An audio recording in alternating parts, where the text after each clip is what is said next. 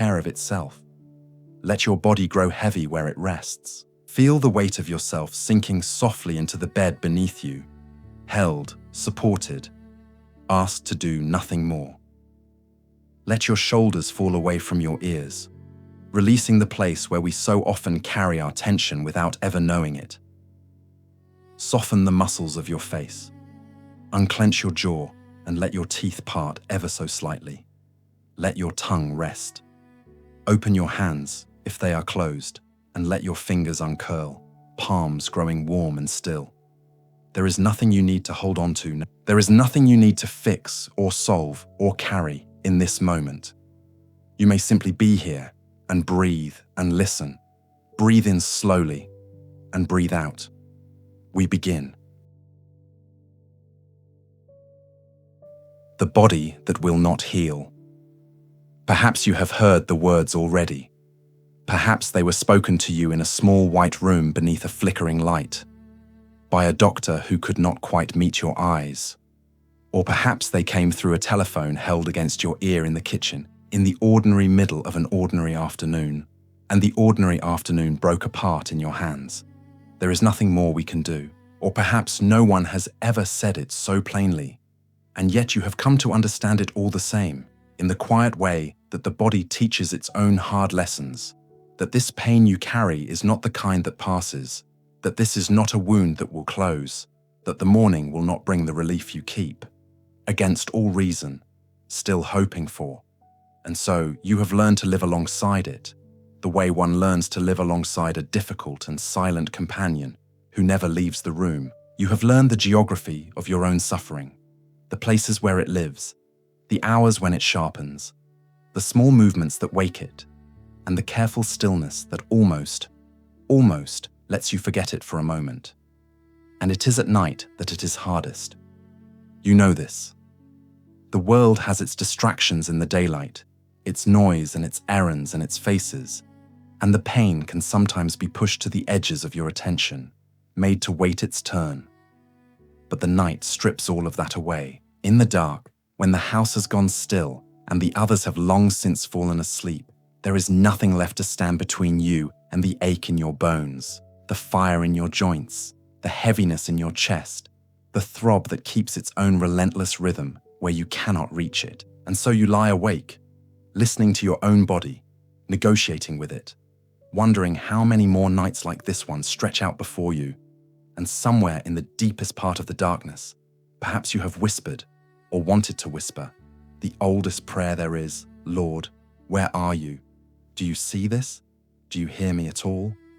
Perhaps you too have felt that silence of God, that terrible stillness that answers back when you cry out from the bottom of your pain, that emptiness that can feel, in the worst of the long nights, like absence, like abandonment, like being utterly and completely forgotten by the one who is supposed to love you most. I want you to know, before this story even begins, that the silence is not absent. I want you to know that the very saint we will sit beside tonight spent his whole long life learning the difference between the silence of God and the absence of God, and learned at last that the silence is the deepest kind of presence there is. He learned it on a cold mountain, in a cold cell, with a body that grew frail and worn and full of its own small suffering. And from that mountain, even now, more than 100 years after his death, he reaches out to bodies that medicine cannot heal, and he reaches perhaps toward yours. So let us go to him now. Let us go to the holy mountains of Lebanon, and let us be still, and let us see. High in the mountains of northern Lebanon, higher than almost any other inhabited place in that ancient land, where the air grows thin and clean, and the cedars stand as they have stood since the days of the kings of Scripture, there is a small village called Bekaa Kafra. It clings to the slope at the edge of a great valley, the Holy Valley, the Kadisha, where Christian hermits and monks have prayed in caves and cliffs for more than 1,000 years, where the rock itself seems to remember the prayers that have soaked into it across the centuries. In the winter, the snow comes deep and heavy to this village, and the wind cuts down from the peaks, and the houses huddle close together against the cold, their roofs low, their walls thick, their hearths the only warmth in a world of white. And it was here, in this high and humble and holy place, that on the 8th day of May, in the year 1828, a child was born into a poor and faithful family, and they named him Youssef Antoun Makhlouf, Joseph, the son of Antoun. He was the youngest of 5 children, born into a family that knew the labor of the land and the weight of poverty, but knew also the richness of faith. For in that village, the faith was not a thing kept for Sundays alone, but a thing woven into every hour of every day, into the planting and the harvesting, into the bread and the wine, into the rising and the sleeping. His father Antoun was a mule driver, a man who carried goods along the hard mountain paths, and his mother Brigitte kept the home and raised the children in the fear and the love of God. And the family was a holy one in ways that would only become clear in the long unfolding of years. For among Youssef's own uncles were hermits who had given their lives entirely to God in the caves of the valley below, men who prayed in solitude and silence. And the boy grew up knowing that such a life was possible, that a person could give themselves wholly to God and disappear into the mountains and the prayer. And the example of it was planted in his heart before he was old enough to. But the first lesson the boy Youssef learned was not the lesson of prayer, it was the lesson of loss. For when he was only 3 years old, barely more than a baby, still finding his feet in the world, his father Antoun was taken from him. The story is told that Antoun had been forced into hard labor, compelled to transport supplies for soldiers along the brutal mountain roads, and that the labor broke his health, and that he sickened and died on the journey home, never to hold his youngest son again. 3 years old. Too young to understand the words, too young to comprehend the empty place at the table, the cooling of his father's absence, the quiet that descends on a house where a man's footstep will never sound again. And yet, not too young to feel it. For the very young feel everything, even what they cannot name, and the shape of that early loss settled into the foundations of the boy's soul and remained there all his life. A quiet acquaintance with grief, a knowing from the very beginning that the world is a place where the things we love can be taken from us without warning and without our consent. Perhaps you understand this, you who are listening tonight. Perhaps you too learned far too early that the world does not promise to keep what it gives. Perhaps you too carry, somewhere beneath everything, the memory of a loss that came before you were ready, a parent, a place, a kind of safety you never quite recovered, an early wound that taught you that life would ask more of you than seemed fair, and asked it before you had the strength to give it. If that is so, then you and the small boy of Bekaa Kafra are not so different after all, and you may walk beside him through this story, not as a stranger to a saint, but as one wounded heart accompanying another through the long centuries. For the saints were never people who escaped suffering. They were people who learned, slowly and painfully and with many tears, what to do with it. His mother Brigitte, now a widow with 5 children to raise in a poor mountain village, did what so many faithful women have done across the ages. She did not collapse beneath the weight of her grief. She rose each morning, and she worked, and she prayed, and she held the family together with the fierce, quiet strength that is so often given to those who have no other choice. In time, she remarried, and her second husband was a good and pious man who would later become a priest in the Maronite tradition. For in that church, married men could be ordained, and so the household in which Youssef grew was a household steeped ever more deeply in the things of God, in the prayers and the fasts and the feasts of the ancient Maronite faith that had been kept alive in those mountains for more than 1,000 years, through persecution and isolation and every hardship. And the boy grew. He grew tall and quiet and strong, a boy of few words even then, a boy who seemed always to be listening to something the others could not hear. They gave him the work that was given to the youngest and the most trusted, the keeping of the small family flock. And so, day after day, young Youssef would lead the goats and the sheep out from the village and up onto the high pastures, where the grass grew thin and sweet among the rocks. And there he would spend the long hours of the day alone beneath the enormous sky, with the great valley falling away beneath him and the cedars dark on the distant ridges, and the silence of the mountains all. And it was in that silence, in that solitude that might have been loneliness for another child, but was something else entirely for this one, that the deep work of his soul began. For there was a grotto, a small hollow in the rock not far from where he watched the flock, and inside it the boy had placed a small image of the Virgin Mary, the Mother of God, the lady to whom the whole of Lebanon was consecrated. And while the goats grazed and the day wore on, and the shadows of the clouds moved slowly across the floor of the valley, the boy Youssef would kneel before that small image in the cold of the grotto, and he would pray. He would pray as a child prays, simply and without artifice. But he would pray for hours, lost in something the other children of the village did not understand, and sometimes mocked, for they would call to him to come and play, and he would not come. And they would wonder at this strange, solemn boy who preferred the company of the silence and the image of the Virgin to the games of his own age. He did not mind their wondering. He had found something in the silence that was better than games, something that filled him in a way that nothing else could. And once a soul has tasted that fullness, the games of the world can never quite satisfy again. Think of him there, a small figure kneeling in a hollow of stone, halfway up a mountain at the edge of the world, the wind moving in the high grass, the bells of the goats sounding faintly across the slope, and the boy with his eyes closed and his hands folded and his whole heart poured out toward a God he could not see, but somehow, even then, could feel. There were no crowds. There were no witnesses. There was no one to praise him for his devotion or to record his prayers. There was only the boy and the silence and God. And this is a truth worth carrying into your own night. For the most important things that happen in a human life so often happen exactly like this, unseen, unwitnessed, unrewarded, in the quiet, hidden places where no one is watching and no one will ever know. The prayer you whisper tonight from your own bed of pain, the prayer that seems to vanish into the dark and bring no answer, is not lost. It is heard. It was always heard. The boy on the mountain learned this, and across the long bridge of years, he would have you learn it too. The years passed over Bekaa Kafra as the years pass over all mountain villages.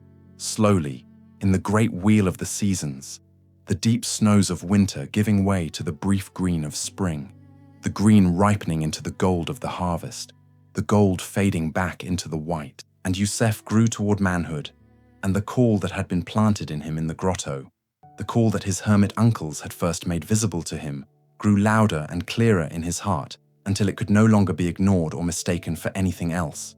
He knew, with the deep certainty that comes to a soul only rarely and only about the deepest things. He knew that he was being asked to give his whole life to God, to leave the village and the flock and the family he loved, and to disappear into the silence forever, as his uncles had disappeared, as a candle is carried into a dark room and left to burn there alone, giving its light to no one but the one who lit it. But the family did not want him to go. His mother, who had already buried a husband, did not wish to lose her youngest son to the monastery walls, and there was much they hoped for him, for he was capable and good and strong, and there was a life he might have lived in the world, a marriage, a household, children, the ordinary blessings that flow down through the generations. And so for a time he stayed, and he worked, and he kept his counsel, and the call burned on inside him in the silence where he had first learned to listen, growing not weaker but stronger with every passing season, until at last the day came when he could remain no longer, when the love of God had grown so great within him that it overflowed the boundaries of the life he had been living, and he understood that the time had come to answer. The hidden life of the monastery. It happened as the most decisive things in a life so often happen, quietly and without a grand farewell. In the year 1851, when Youssef was 23 years old, he rose one morning and he left. He did not gather the family to announce his decision and seek their blessing, for he knew the tears and the pleading that would follow, and he knew that his resolve, though it came from God, was a tender thing that might be worn down by the love of those who wished only to keep him near. And so he slipped away from Bekaa Kafra in the early light, and he turned his face toward the monastery, and he walked away from everything he had ever known, down out of the high village and along the mountain paths toward the place where his new life waited. They say his mother, when she understood that he had gone, wept and called out after him, and that the words she sent after her departing son were not curses but a blessing wrapped in grief. She prayed that if he was truly going to God, then God would make him a saint. A mother's heart, broken and surrendering in the same breath. She did not know how completely that prayer would one day be answered. He went first to the Monastery of Our Lady of Mayfouq, an ancient house of prayer, to begin his time of testing and formation, the long, slow process by which a young man's desire is purified and proven and shaped into something durable enough to last a lifetime. And then he was sent onward, higher into the mountains, to the Monastery of Saint Maron in the village of Annaya, the place that would become the whole world to him for the rest of his earthly life, the place where his name would one day become known across the earth, though no one then could have imagined such a thing. And it was here, as he entered fully into the monastic life and took the habit of the order, that Youssef Makhlouf set aside the name he had carried since birth and received a new one, as was the custom, a name to mark the death of his old self and the birth of the new. He took the name Charbel. It was an ancient name, a name reaching back to the very first centuries of the Christian faith, the name of a martyr of the early church in the city of Antioch, who had given his life rather than deny his Lord, a man who had been a pagan priest and was converted and then suffered terrible torments and went to his death singing the praises of God. To take such a name was to take on a calling. It was to say, I too will give my whole life. I too will hold nothing back. And the young monk who now bore that name set about the keeping of that promise with a seriousness and a singleness of heart that astonished even the other monks, men who had themselves given up everything for God and yet found in this quiet newcomer a depth of devotion that seemed to come from some deeper well than their own. The life he entered was not an easy one, and it was not meant to be. The Maronite monastic tradition is one of the most ancient and austere in all of Christianity, a tradition forged in the harsh mountains of Lebanon across more than 1,000 years, shaped by fasting and silence and labor and the long disciplines of prayer. The monks rose in the deepest part of the night, in the cold and the dark, to chant the praises of God while the rest of the world slept. They ate sparingly, and there were long seasons of fasting when they ate less still. And the food was simple and poor, the food of peasants and laborers, bread and lentils, and what the monastery's own fields and gardens could provide. They worked with their hands in those fields, tilling the stony mountain soil, tending the vines, gathering the harvest under the burning summer sun, and laboring on through the bitter cold of winter. For the monastery sustained itself by its own labor, and no man was excused from the common toil. And through it all, woven into every hour, there was the silence. The great healing silence that the boy had first tasted in the grotto on the mountain, now made the very rule and rhythm of his days. He took his vows. He bound himself by the great promises of the monastic life, the poverty that owns nothing, the chastity that loves God alone, the obedience that surrenders even the will, that hardest and most precious thing a human being possesses. And then, in the year 1859, after long years of study and preparation, he was ordained a priest, and the hands that had once herded goats on the high pastures of Bekaa Kafra were now consecrated to hold in them, each morning, the very body and blood of Christ. From that day forward, the Mass would stand at the absolute center of his existence, the burning heart around which everything else in his life arranged itself. And those who knew him said that when Father Charbel celebrated the Mass, it was as though he had passed entirely into another world, as though the walls of the chapel had fallen away and he stood already in the presence of the God he served. So deep was his recollection, so total his absorption, so evident the love that poured out of him. And here we must pause, you and I, in the cold corridors of that mountain monastery, and we must speak of the thing that defined Charbel above all else, the thing that the world would later find so strange and so difficult to understand. He chose silence. He chose solitude. He chose freely and joyfully the very things that you perhaps did not choose and would never have chosen. the very things that may be the heaviest part of your own suffering tonight. For there are so many of us who lie awake not only with the pain of the body, but with the deeper pain of the aloneness, the long quiet of a house emptied by death or distance, or the simple cruel arithmetic of growing old, the silence of a phone that does not ring and a chair across the table that no one fills anymore. That silence is not chosen, it is inflicted. It descends on a life like the snow descends on the mountain village, slowly and then all at once, until the world we knew is buried beneath it and we can hardly remember the warmth of what we have lost. Perhaps you know that silence. Perhaps it is your companion tonight, sitting in the dark room with you, heavier than the pain in your bones. And if it is, then I would ask you to consider, gently, slowly, the strange and beautiful thing that Charbel discovered in his own silence, the thing he gave his whole life to proving true. For he learned that solitude and loneliness, though they may look identical from the outside, are not the same thing at all. Loneliness is the ache of a silence that feels empty, a silence in which we feel forgotten and unaccompanied. But solitude, true solitude, is a silence that is full, a silence inhabited, a silence in which one is never alone because one is never out of the presence of God. The same quiet that is loneliness when we feel abandoned becomes communion the moment we understand that we are not. And Charbel, in his cold cell, in his long nights of prayer, was not lonely. He had found, in the silence, the most faithful companion there has ever been, a presence that never left the room, that never went silent, that never grew weary of his company, that was as close to him as his own breath and closer still. I do not say this to make light of your loneliness, for your loneliness is real, and it is heavy, and it deserves to be honored, not dismissed. I say it only to offer you this, that the very silence that wounds you may also, if you can come to it as Charbel did, become the place where you are met.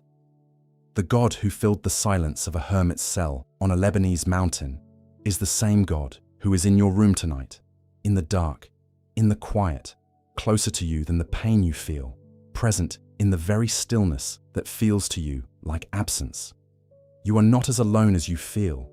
You have never been as alone as you feel. And the saint we walk beside tonight would tell you so himself, if he could, in his few quiet words, with that gentle certainty of a man who had stared into the silence for a lifetime and found at the bottom of it not emptiness, but the face of love. The years in the monastery of Annaya passed, and Charbel became known among his brothers not for any spectacular thing, not for visions or prophecies or wonders, but for something quieter and in its way more impressive: his perfect, unwavering, joyful obedience and humility.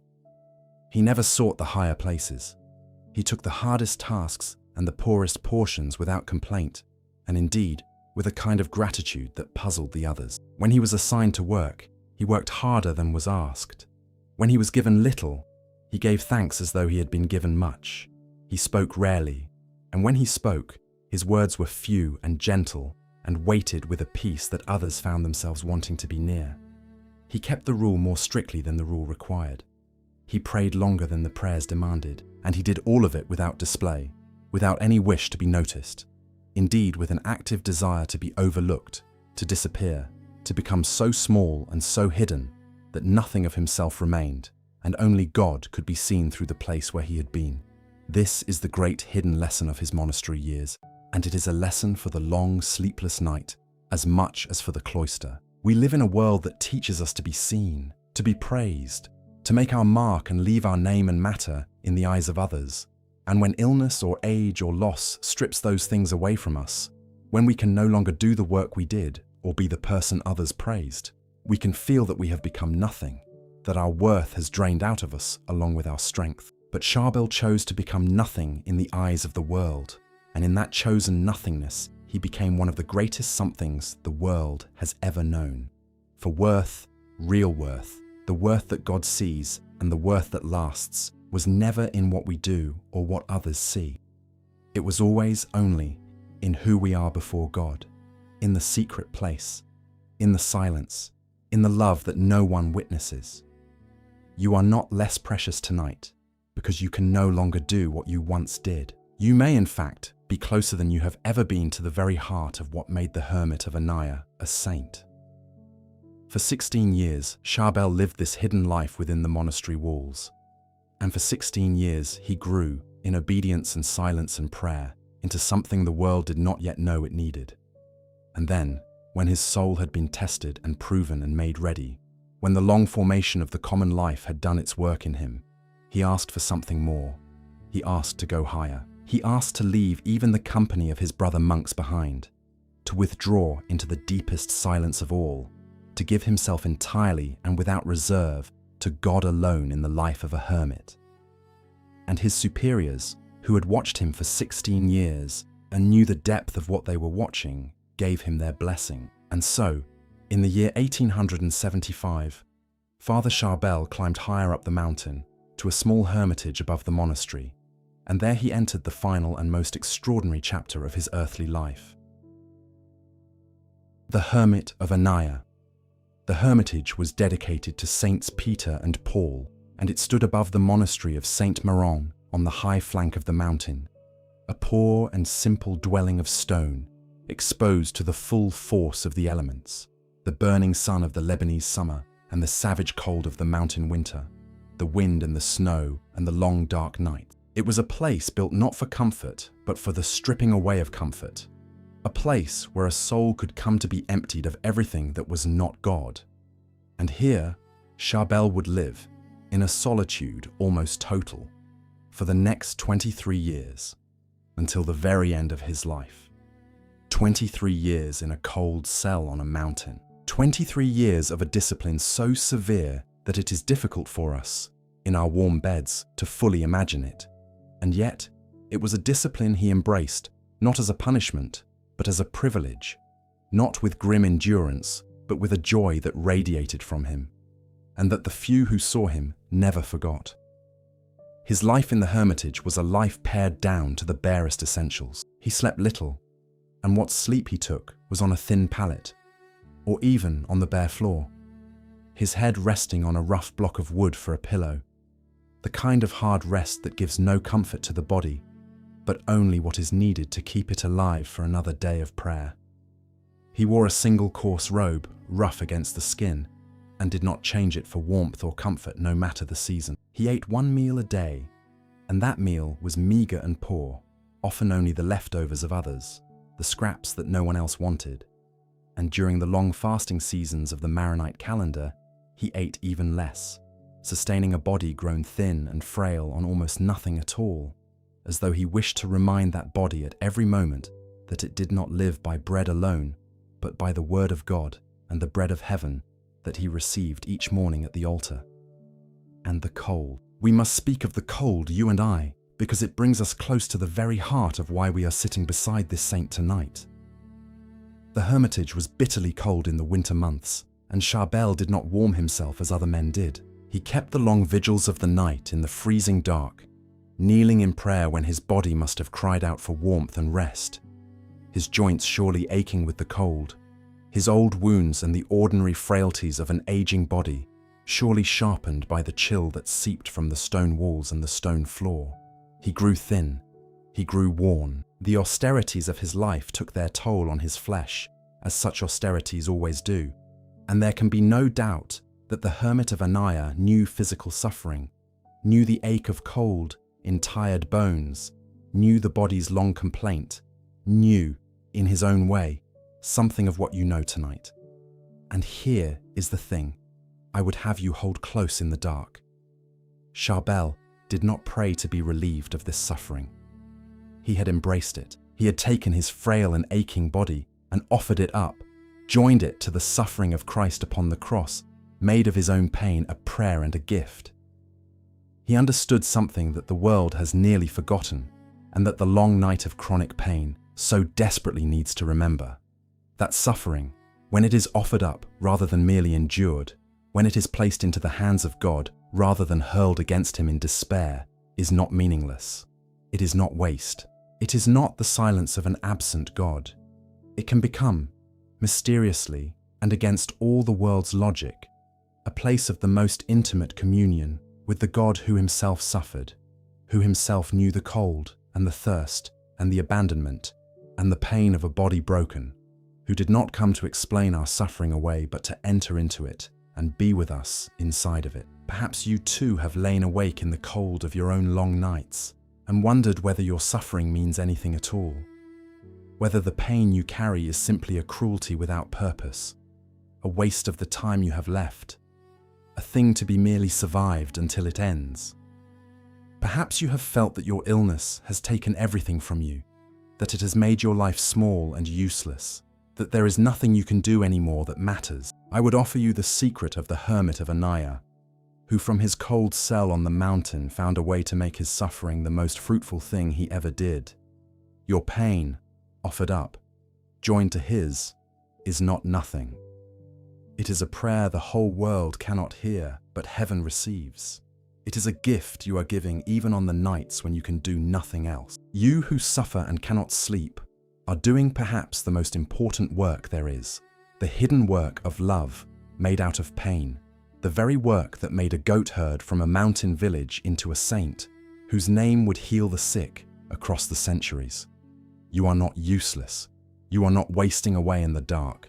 You are, perhaps without even knowing it, doing exactly what the saints did. But do not imagine that Charbel's life of austerity made him harsh, or cold, or distant from the people around him. The very opposite was true, for though he lived in solitude, the people of the surrounding villages came to know of the holy hermit on the mountain, and they came to him with their troubles and their sicknesses and their sorrows, and he received them with a gentleness that melted the hardest hearts. The farmers came to ask his prayers over their fields and their failing crops. The mothers came with sick children in their arms. The poor came and the desperate came, and Charbel, who asked nothing for himself and possessed nothing, gave to all of them the only thing he had, which was his prayer, and his prayer was powerful. There are stories from these years, stories the villagers told and retold, and that have come down to us across the generations, of crops saved and storms calmed, and locusts turned away from the fields at the hermit's blessing.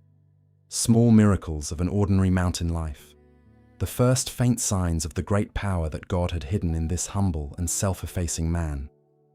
The most beloved of these stories is the story of the lamp. The hermit needed oil for the small lamp by which he kept his vigils through the long nights, for there was no other light in the cell once the sun had gone, and the lamp must burn through the dark hours of prayer. And there came a time when some of the other monks, in a small cruelty, or perhaps only a small carelessness, filled the hermit's lamp with water instead of oil, water that could not possibly burn, a trick or a test or a simple mistake. And Charbel, when the lamp was brought to him, did not complain and did not investigate. He took the lamp and he lit it, and it burned. Through the whole of the long night it burned, steady and bright, fed by water as though it were the finest oil, lighting the cell where the hermit knelt in prayer. A small and quiet sign that the God who had once turned water into wine at a wedding in Cana was still at work in the world, still at work in the hidden places, still able to make the impossible burn, bright in the darkness, for the sake of a soul who loved him. I want you to hold that image as you drift towards sleep tonight. A small lamp in a cold stone cell on a high mountain in the deep of the night, burning steadily on nothing but water, burning when it had no reason to burn, giving light when by every law of nature it should have given only darkness. Because that, perhaps, is what your own faith is asked to be in the long nights of your suffering. A lamp that burns when it has no reason to burn. A small light kept alive in the dark, not because the circumstances make it easy, but because the love of God makes it possible. You may feel that you have no oil left, that you are running on nothing, that there is no fuel left in you to keep any kind of light alive, and yet the lamp can burn on water. The lamp can burn on nothing at all if God wills it. And the faith of the suffering soul that keeps burning through the dark with no apparent reason to do so is perhaps the most beautiful light there is in all the world and the most precious in the sight of heaven. At the absolute center of Charbel's hidden life, the source from which all of it flowed, was his devotion to the Holy Eucharist, the body and blood of Christ present, as he believed with his whole being, in the consecrated bread and wine of the Mass. Everything in his life was arranged around that central fire. He would spend hours in adoration before the Blessed Sacrament, kneeling motionless in the cold, lost in a love that needed no words, simply being present to the presence, gazing upon the one who gazed upon him. He prepared for the Mass each morning with hours of prayer, and he gave thanks after it with hours more, so that the whole of his day became a kind of orbit around that single luminous point, the moment when heaven touched earth in his trembling consecrated hands. It is said that he had a particular devotion to receiving the Eucharist, and that this hunger for the bread of heaven only grew stronger as his body grew weaker, as though the less he took of earthly food, the more he craved the food that does not perish. And it would be at the altar, in the very act of offering that Mass which he loved above all things, that the end of his earthly life would finally come for him. The death that was not the end. It was December, and the year was 1898, and Father Charbel was 70 years old, an old man now, worn thin by a lifetime of fasting and vigil and cold, his body frail, but his spirit burning as brightly as it ever had. The winter had come down hard upon the mountain, the snow deep around the Hermitage, the wind howling across the high slopes, and on the 16th day of that December, the old hermit rose as he always rose, in the cold and the dark, to offer the Holy Mass, to do the one thing that had stood at the center of his life for nearly 40 years as a priest. He vested himself in the sacred garments. He approached the altar. He began the ancient prayers, the words he had spoken thousands upon thousands of times, the words that never lost their wonder for him. And he came to the most sacred moment, the elevation, when the priest lifts up the chalice containing the blood of Christ and offers it to the Father. Charbel lifted the chalice, and as he held it raised toward heaven, his trembling old hands clasped around it, he began to pray a particular prayer that the priests of his tradition pray in that moment, a prayer that begins with the words, "O Father of truth, behold your Son, a sacrifice well-pleasing to you. Accept this offering of him who died for me." And as he spoke those words, Father of truth, in the very act of lifting up the sacrifice he had loved his whole life long, a stroke seized him. His body, which had served him so faithfully and so harshly all those years, finally faltered.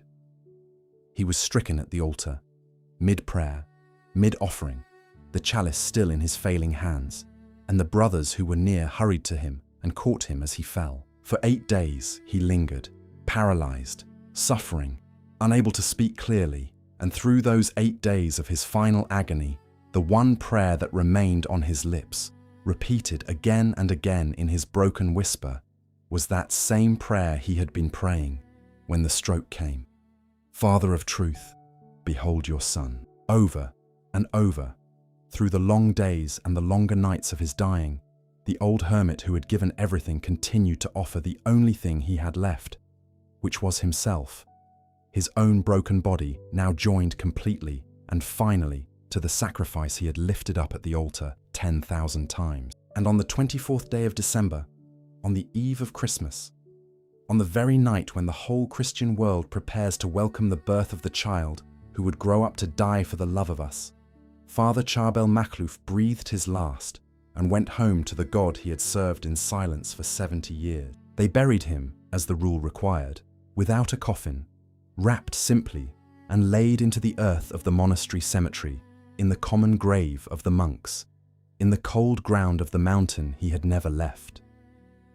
It was night, and a fierce storm was raging, the snow driving down and the wind tearing across the slopes, and so they laid the old hermit to rest quickly, with little ceremony, an old monk among old monks. One more humble servant returned to the earth from which he came, and that, by every reasonable expectation, should have been the end of the story. A holy life, lived in obscurity, ended in obscurity, remembered for a little while by the brothers who had known him, and then, like all of us, slowly forgotten as the years rolled on and the world moved forward, and the snow fell and melted and fell again over the quiet mountain grave. But it was not the end of the story. It was only the beginning. For in the nights that followed his burial, something began to happen that no one could explain. A light, a brilliant, mysterious, unearthly light began to shine above the grave of Father Charbel, visible from the monastery and from the surrounding villages, a radiance hovering over the cold earth, where the old hermit had been laid to rest in the storm. Night after night the light returned, and the people came to see it, and the monks did not know what to make of it, and the light continued, not for one night or two, but for 45 nights. A steady supernatural glow over the resting place of a man the world had thought was finished. Word of it spread through the villages and down the mountain, and the wonder of it grew, until at last the authorities of the monastery, unable to ignore so persistent a sign, gave permission for the grave to be opened, for the body of the hermit to be examined and seen. And when they opened the grave, they found a thing that should not have been possible. The body of Charbel, which had been buried without a coffin in the wet mountain earth, which by every law of nature should have long since returned to dust, was incorrupt. It had not decayed.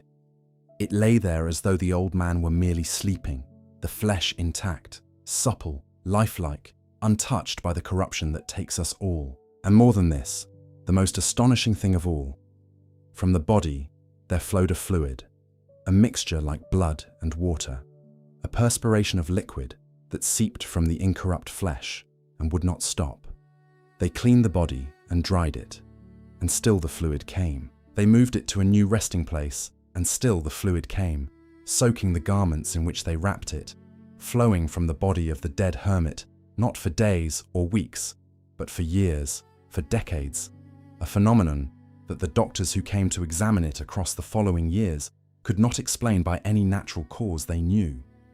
And it was then that the miracles began in earnest, for the fluid that flowed from the body of Charbel, and the relics, and the very earth from his grave became the occasion of healings, healings that poured forth in such number and such power that they could not be dismissed or ignored, healings of the sick and the dying and the incurable, healings that brought the eyes of the whole church and eventually the whole world to a small monastery on a Lebanese mountain. The blind saw, the lame walked, diseases that the doctors had declared hopeless, illnesses for which medicine had said there is nothing more we can do, melted away before the intercession of the silent hermit who in life had asked for nothing and possessed nothing and sought only to disappear. The man who had hidden himself so completely from the eyes of the world was now revealed by God to the whole world, lifted up exactly as he had lifted up the chalice, made a fountain of healing for the very kind of suffering that had no other cure. And this, you who lie awake tonight with the pain that medicine cannot reach, is why we have come to him. This is why, of all the saints in all the long history of the Church, it is Charbel of Lebanon we sit beside in your darkest hour. Because he is, above all the rest, the saint of the incurable. He is the one to whom people turn when they have been told there is nothing more to be done, when the doctors have run out of answers, when the treatments have failed and the prognosis is grim and the world has given up. The records of the monastery at Annaya hold thousands upon thousands of testimonies of healings attributed to his intercession, gathered across more than a century. Healings of cancers and paralysis and blindness and diseases with names the villagers could not pronounce. Healings so numerous and so well attested that the Church, which is slow and careful and demanding in these matters, recognized them and raised Charbel to the altars, beatifying him in the year 1965 and declaring him a saint of the Universal Church in the year 1977. Perhaps you too have felt that you have run out of answers. Perhaps you too have heard the doctors fall silent, have watched the hope drain from the faces of those who love you, have lain awake in the long nights wondering if anyone, in heaven or on earth, still has the power to help you now. I cannot promise you a miracle, for the ways of God are higher than our ways and deeper than our understanding. And even the greatest saints did not heal everyone who came to them. And the healing we most need is not always the healing we ask for. But I can tell you, with the whole weight of more than 100 years of testimony behind me, that the silent hermit of Annaya has not stopped listening.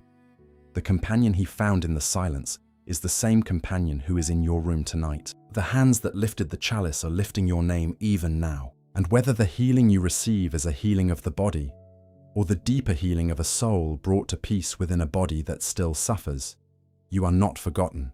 and you are not alone.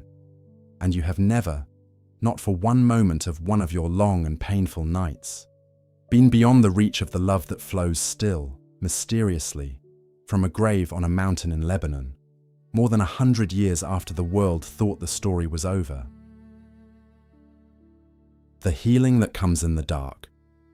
And so now, as the night deepens around you, and your breathing has grown slow, and your body has grown heavy and warm, let us lay it all down. Let us take the body that will not heal, the pain that will not pass, the prayer that has gone so long unanswered, the fear of the night still to come, and let us place all of it, gently, with open and unclenched hands, into the hands of God, through the intercession of the silent hermit who knew what it was to suffer in the cold and the dark, and who turned that suffering into the most fruitful gift the world has ever known. You do not have to carry it anymore tonight. You do not have to solve it, or understand it, or fight it. You may simply set it down at the foot of the altar where Charbel still kneels, and let it be held by someone stronger and wiser and more loving than you, and you may rest. For the great secret that the hermit of Annaya carried in his heart, the secret hidden beneath all the miracles and the incorrupt body and the flowing fluid and the thousands of healings, is this: that the deepest healing is not always the disappearance of the pain. Sometimes the deepest healing is the presence of God within the pain, the companion in the silence, the peace that passes all understanding settling over a body that still aches and a life that has not been made easy, the peace that does not depend on circumstances, because it flows from a source that no circumstance. Charbel was healed long before the world ever knew his name, healed not of his cold or his frailty or his austerities, but healed of the fear and the loneliness and the despair that make suffering unbearable, healed into a peace so complete that he could lift a chalice with trembling hands and call God the Father of truth, even as the stroke that would kill him seized his body. That healing, the healing of the heart into peace, is offered to you tonight, here in the dark, exactly as you are, with everything still unresolved. So breathe now, slowly and deeply, and let the peace come. Let it come like the snow falling soft and silent over the mountain village, covering everything, gentling everything, making the whole hard world quiet and white and still. Let it come like the mysterious light that hovered for 45 nights over a humble grave, a light in the darkness that has no natural explanation and needs none, a light that shines simply because God has willed that it should shine over you tonight. You are watched over. You are accompanied. The saints are keeping vigil with you in the silence, and the silence is not empty, and you are not alone. And the one who never sleeps is holding you and your pain, and your weariness, and your whole long story with infinite tenderness, and asking you now only to rest. Surrender it all to him. Let go. Sink down into the peace that is offered, and let the night, and the saint, and the love that made him carry you gently, gently into sleep. And may the Lord give you peace. Amen. This has been Saints for Sleep. Come back soon for more stories of the saints who will accompany you through your nights. Until then, may the peace of Christ dwell in your heart. Rest well.